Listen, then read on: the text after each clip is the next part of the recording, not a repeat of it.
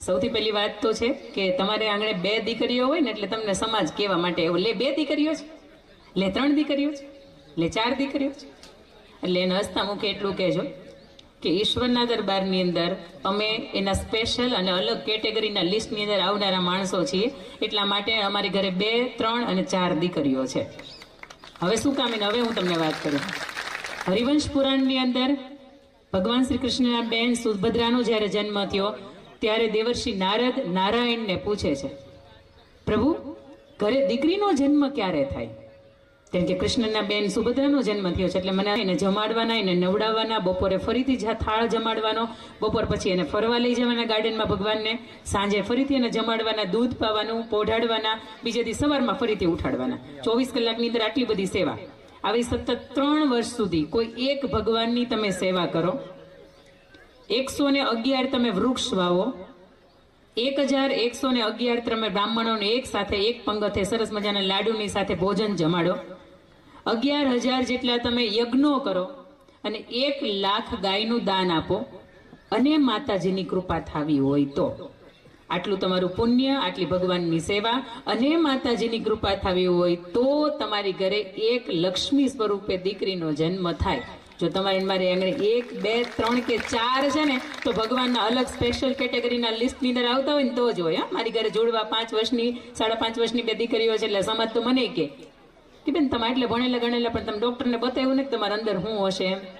દીકરો છે એક દીકરી, 2 જોડવા હોય લગભગ બતાવી જ લેવાય. એક દીકરો ને એક દીકરી આવે કેવું સારું કા.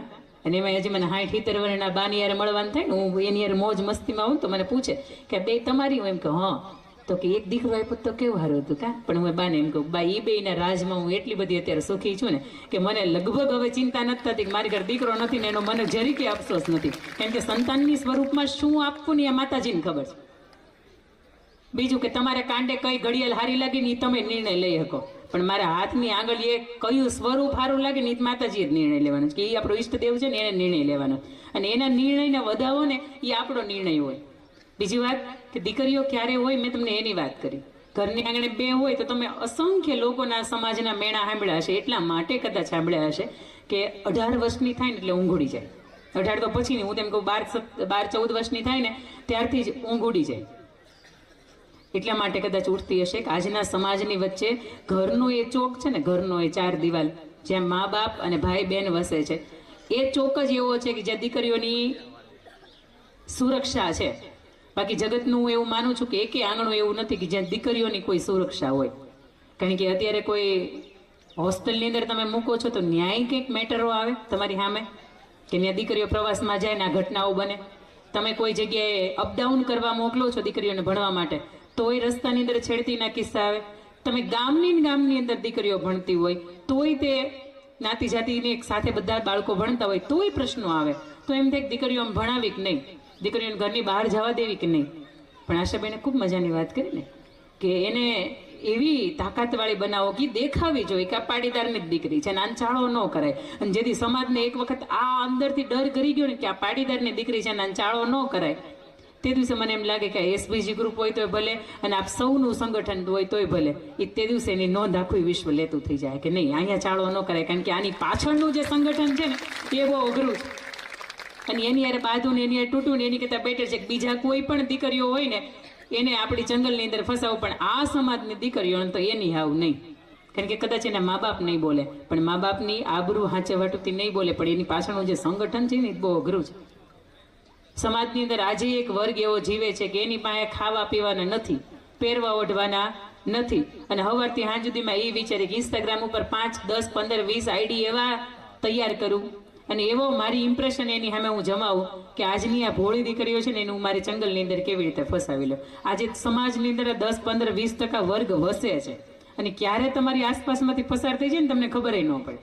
બીજી વાત કે હું ખાસ ભાર એ ઉપર મૂકું છું, દીકરીઓ હોય કેવી તો કે રૂડી હોય, રૂપાળી હોય, રંગે સરસ મજાની હોય, ભણેલી ગણેલી હોય, આબરૂની અધ્યક્ષ હોય, મર્યાદા સાચવતી હોય, પણ તું એ છતાંય 2, 4, 10 પ્રસંગો મારે આપની વચ્ચે એવા મૂકવા છે કે ઇતિહાસની અંદર અને તમારે મારે આસપાસની અંદર આ બનેલી ઘટનાઓ છે કે એ તમને સાબિત કરે છે કે દીકરીઓ આવી થાવ. એમાં સૌથી પહેલાનો એક પ્રસંગ મારે કેવો છે હમણાં બેને એ પણ મજાની વાત કરી કે 2 દિવસમાં થઈ જાય ને પ્રેમ કહેવાય, આ 20 વર્ષનો થાય એને ન કહેવાય? 2 + 2 જો 4 થતા હોય તો 2 + 2 22 થાય જ ને. 2 ને 2 બાજુમાં તમે મૂકો તો 22 થઈ જાય. પણ મૂળ વાત કે દીકરીઓ કેવી હોય, અને ખાસ મારે તમને કેવી છે કે સૌરાષ્ટ્રની રસધારની અંદર ઝવેરચંદ મેઘાણીને જો આપણે વાંચ્યા હોય તો એની અંદર આ ઉલ્લેખાયેલી ઘટના છે. કદાચ તમે એનું ભણ્યા હશો ને તો પાઠ્યપુસ્તકની અંદર પણ આ વાત આવતી હતી. કારણ આજની આ યુવા પેઢી બેઠી છે ને એના પાઠ્યપુસ્તકની અંદર આ વાત નથી આવતી. તમારે મારે હું ભણતો ને તો ચારિત્ર ઘડતરના પાઠ આવતા. આ એવી પ્રસંગ એવો છે કે તમને મને અંદરથી એક ખુમારી પડતી એક નહીં, બાપ તરીકે જ્યારે એને આપણને હાંચવા હોય ને ત્યારે આપણે બાપ તરીકે જિંદગી ઘરના આંગણે જીવાય કેવી રીતે. સૌથી પહેલો પ્રસંગ એવો છે, અમરેલી જિલ્લાનું લાખાપાદર ગામ, ધારી તાલુકાનું લાખાપાદર ગામ, અને લાખાપાદરના સરપંચનું નામ લાખાવાળો. આ વાત હું ઘણી વખત કહું છું, પણ આજ મને સચોટ એટલા માટે કેવી લાગે છે કે અહીંયા ખાસ કરીને એ ઉંમરની દીકરીઓ બેઠી છે. લાખાવાળો અને લાખાપાદરની બાજુનું એક થોડુંક ગામ અમરેલી જિલ્લાનું એટલે ગુંદાળા ગામ, અને ગુંદાળાનો આગેવાન, ગુંદાળાનો ગામ ધણી એટલે આપા દેવાત, ખૂંખાર બારવટીયો, સોરઠી બારવટિયા તમે વાંચો તો એની અંદર એની વાત તમને મળે. એ બારવટિયાને અને લાખાવાળાને વેર બંધાયું, અને લાખાવાળાને એવું બારવટિયાએ કીધું કે લાખાવાળા હવે તું જેથી ગામમાં નહીં હોય ને તેથી તું જોઈ લેજે, તું મારી યાર ભલે વેર બાંધે છે પણ જેથી તું ગામમાં નહીં હોય ને તેથી તારે ગામના ધજારાગ ન ઉડાડી નાખું ને તો હું લાખાવાળાની સામે ઉભેલો આપા દેવાત નહીં. આ વાતને ઘણા વર્ષો વીતી ગયા. લાખેવાળો આખા દિવસ ઘરની બહાર ક્યાંય જાય નહીં, ગામની બહાર વધીને ક્યાંય જાય નહીં. વધીને જવું હોય તો ગામને છેડે સીમાડે જાય, પણ એનાથી વિશેષ આગળ ક્યાંય ન જાય, કારણ કે એને ચિંતા હતી કે મારી એકની સાથે વેર બંધાયું છે ને તો મારી અનુપસ્થિતિની અંદર મારા ગામની હાલત શું કરી નાખે. એમાંય મારે તો સ્ત્રી પાત્ર નથી, મારી ઘરે તો હવે 12-14 વર્ષની એક જ દીકરી છે. એની ચિંતા હતી કે મારાથી હવે ગામની સામે વેર નહીં બંધાય. વર્ષો પછી જ્યારે કોઈ વ્યક્તિનું કામતરું થઈ ગયું, એ વ્યક્તિનું કોઈનું દેહાંત થઈ ગયું, એના નજીકનો એ માણસ, એટલે એને ગામની બહાર જવું પડે. અને લાખાવાળો જ્યારે પહેલી વાર વર્ષો પછી જ્યારે ગામની બહાર પગ મૂકે ને, એટલે આપા દેવાતને કોઈ એવું કહે કે લાખાવાળો આજ ગામમાં નથી, અને હવે એ ગામને ભાંગી નાખવાની, ગામને લૂંટી લેવાનો બરોબરનો સમય છે, અહીંયા હવે આપણે લૂંટી લેવું જોઈએ. એટલે એની આખી સમગ્ર એની સૈનિકોની ટીમની સાથે આવે, લાખાપાદર ઉપર બરાબરનો એમાં કબજો કરે, એની ઉપર ગામ આખું ભાંગી નાખે, એના માલ મિલકત ઢોર ઢાકર બધું લૂંટીને લઈ જાય. આ વાતની દીકરીને ખબર હતી કે મારા બાપુ છે ને એને કોઈ વ્યક્તિની સાથે વેર બંધાયું છે. અને આપા દેવાત એવું વિચારે કે લાખાવાળો ગામની હાજર છે ને, હવે એના ઘરની અંદર જઈને, એના ફળિયાની અંદર જઈને જો કોઈ માલ ઢોર કે વછેડો કે કોઈ બાંધ્યું હોય ને તો એને હું લઈ આવું ને તો એ કાલ હવારમાં એનું નાક કપાઈ જાય કે ગામને તો લૂંટી ગયું પણ મારા આંગણાની અંદર એ વસ્તુ ન રહેવા દીધી, એને લૂંટી ગયો. આપા દેવાત આવે, ગામની અંદર આવે, ગામની અંદરથી એના ઘરની માલિપા આવે, એના ફળિયાની અંદર ઊભો એવું કે એ લાખાવાળા, આમ તો તું એવું કહેતો તો બહુ મોટી વાતે કરે છે કે મારી હાજરી અંદર મારા ગામને કઈ થવા ન દો, તું જો એક વખત મેં તારા ગામને ભાંગી નાખ્યું, તારા ગામની અંદર જેટલી સમૃદ્ધિ હતી હું લૂંટીને લઈ જાઉં છું, વૈધું તારું ઘર અને વૈધો તારો વછેરો, જેને તે બાંધ્યું છે ને તારા ફળિયાની અંદર, એને પણ હું આજે લઈ જાઉં છું. તું જો, તને ખબર પડે કે ગામની અંદર કોકની અરે વેર કેમ બંધાય. પણ લાખાવાળા તારા કાંડાની અંદર એટલી તાકાત રહી નથી કે તું તારા ગામને બચાવી શકે. આ વાત અંદરથી એની 14 વર્ષની દીકરી હીરબાઈ વાળા સાંભળે કે બાપની વિરુદ્ધમાં કોક બોલે છે. અંદરથી ધ્રુજારી છૂટી જાય, આમ અંદરથી એમ સનસનાટી થઈ જાય, બાપની વિરુદ્ધમાં બોલવા વાળું કોણ? અને પહેલી વખત એને જોયો હતો, એને તો ખબર નહોતી કે માણસ કોણ છે. અને હળવેકથી પોતે જ્યારે પોતાનું ભાલું હતું એ દિવાલના ટેકા ઉપર મૂક્યું અને વછેરો છોડવાની તૈયારી કરતો હતો ને હળવેકથી પાછળથી છુપા ડગલે આવે અને એનું ભાલું લઈને પાછળથી એવું એને પીઠમાંથી મારે કે ન્યાન્યા ધૂળ ચાટતો થઈ જાય. આ 14 વર્ષની દીકરીની તાકાત છે. અત્યારે 14 વર્ષની દીકરી દિવાલે ગરોળી નીકળી હોય ને તો એમ કે મમ્મી દોડો, આ નો ભેગું થાય ભાઈ, નો ભેગું થાય. આ ભેગું કરવા માટે તો અંદરના કેટલી આ હૃદયની અંદર હિંમત જોઈ. એ 14 વર્ષની દીકરી આપા દેવાતને મારી નાખે. આટલું જ નહીં, અંદરથી પોતાના ઓરડાની અંદર જાય, પોતાના પિતાશ્રીની 2 ધારી તલવાર લટકે છે એક બાજુ. તમે જોયું હશે આજે અમુક સમાજ છે ને એની ઘરની અંદર એને શસ્ત્રો રાખ્યા છે એટલા માટે કે એ શસ્ત્રોને કદાચ ઉઠાવીને એની દીકરી રમવા માંડે ને તો એને અંદરથી પરો થાય કે હા ભવિષ્યમાં જેથી ઉઠાવવું પડશે ને તેથી ઉપાડી લે. આપણા તકલીફ આ રહી ગઈ છે કે કદાચ તલવારો રાખી છે ને તો હજી મંદિરની અંદર જ રાખી છે, ને ઉપાડે ને તો એ તને વાગી જાય, મૂકી દે. ક્યારેક વાગવા દો એ વાગે તો એને ખબર પડશે કે આને કોઈક મારે ચલાવવી પડશે ને, તેથી વાંધો નહીં આવે. અત્યારે તમારે મારે યુદ્ધ કરવા માટે નથી જવું પડતું, પરંતુ તેમ છતાંય એ દીકરી અંદરથી બેધારી તલવાર પોતાની પિતાશ્રીની છે એ લાવે છે, એના કટકા કરે છે, એ માણસને જેને મારી નાખ્યા છે એને ગાહડીમાં ભરે છે અને રૂમની માલી પર રાખી મૂકે છે કે હા જે બાપુ આવશે ને તો એને કેવા થાય કે તમારા વિરુદ્ધમાં એક માણા હતો ને બોલતો હતો ને મેં જવા નથી દીધો. બાપુ ભલે મારી ઉંમર 14 વર્ષની હોય, આંજ થાય ડી ઢળે અને લાખાવાળાને સમાચાર મળે કે આપણા ગામની અંદર ચડાઈ કરી છે, એના વર્ષોનું વેર વાળવા માટે આપા દેવા તે હુમલો કર્યો છે, ગામને ભાંગી નાખ્યું છે. ગામની અંદર આવે તોડતો હાંફતો પોતાના ઘરના આંગણે આવે, દીકરી બેઠી છે હીરબાઈ વાળા બાપુની વાટ જોઈ.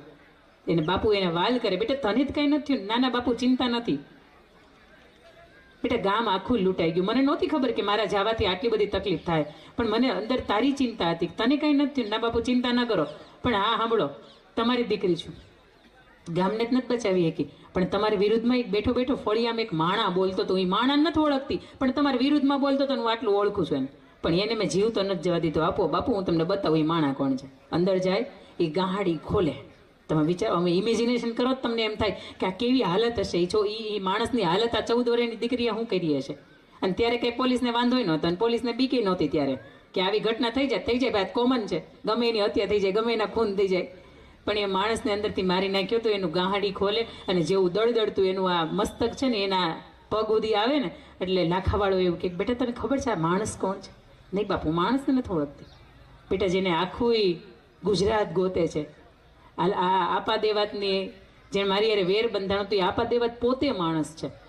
અને ત્યારે દીકરીના માથા ઉપર હાથ મૂકીને એવું કહે છે લાખાવાળો કે બેટા આખું ગામ મને એવું કહેતું હતું કે તારે ત્યાં એક દીકરી છે, તારી માના ગયા પછી કોઈ સંતાન થાય એવી શક્યતા જ નહીં.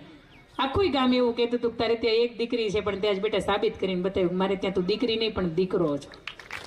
દીકરીઓ આવી હોય, બાપની વિરુદ્ધમાં કોઈ બોલીને શું જાય, અને કયા ખેતનો મૂળો કે તમારા બાપની વિરુદ્ધમાં બોલીને જાય.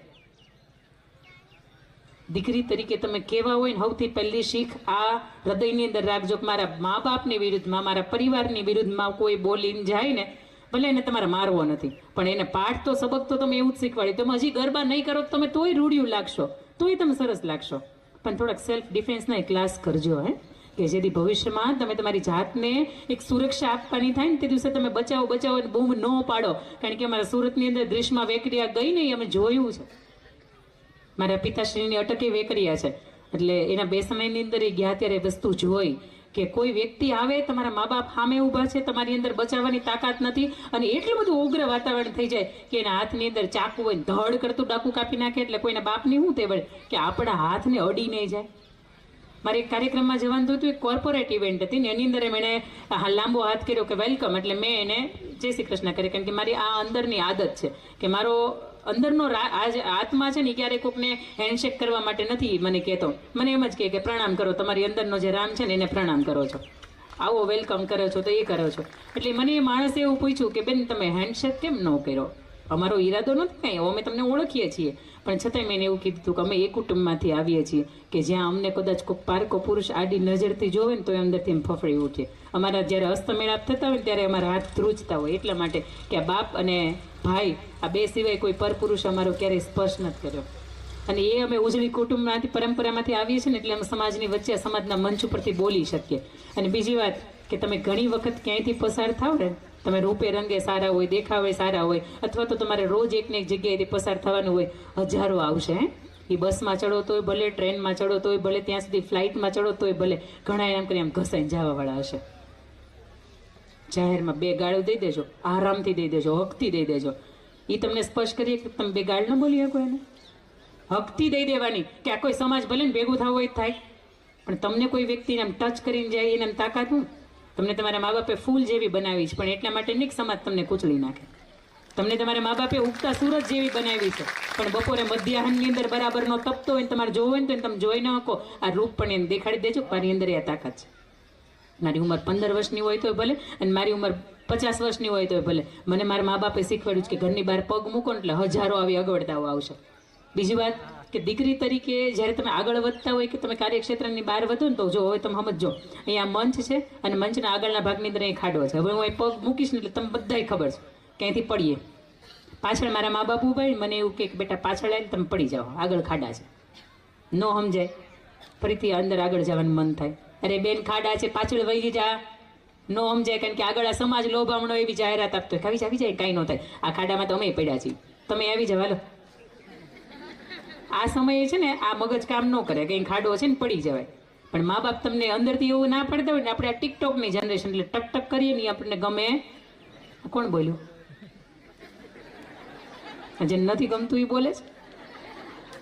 ટકટક કરે એ ગમે નહીં, પણ એ મા બાપ કહે છે ને એને ખબર છે કે ત્યાં ખાડો છે ને ત્યાં પડી જવાય, અને ત્યાં પડ્યા પછી આ 5 પગથિયા કોકના હાથ કોક દઈને તો ઉપર અવાય, બાકી ત્યાં સુધી અવાય નહીં. અને આ ખાડામાં ગયા પછી કાદવ ને કીચડ વાળા જ થાય, બાકી ઉજળા ન દેખાય. ઉજળું દેખાવું હોય ને તો મા બાપની હારે અહીંયા ઊભા હોય ને તો તમે ઉજળા